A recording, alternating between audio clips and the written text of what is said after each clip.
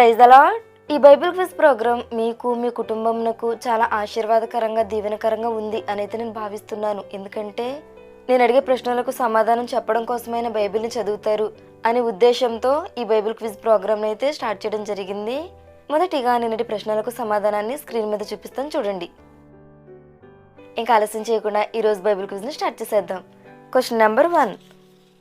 యేసుక్రీస్తు ప్రభు వారు సెలవులో పలికిన 6వ మాట ఏంటి? Question number 2. దేవాలయమును పడగొట్టి ఎన్ని రోజులలో యేసుక్రీస్తు ప్రభువారు లేపుతాను అని చెప్పారు? Question number 3. ప్రార్థన చేయడానికి దేవాలయానికి వెళ్ళిన 2 మనుషుల పేర్లు ఏమిటి? Question number 4. యేసుక్రీస్తు ప్రభువు ఆకలిగొని ఏ చెట్టు పండ్లను తినడం కోసం వచ్చారు? Question number 5. ఒక వ్యక్తి చనిపోయిన సందర్భంలో యేసుక్రీస్తు ప్రభువారు ఏడ్చారు. ఆ వ్యక్తి పేరు ఏమిటి? చూసారు కదండి. ఒకవేళ ఈ ప్రశ్నలన్నిటికీ మీకు సమాధానాలు తెలిస్తే వెంటనే నాతో కామెంట్ సెక్షన్లో షేర్ చేసుకోండి.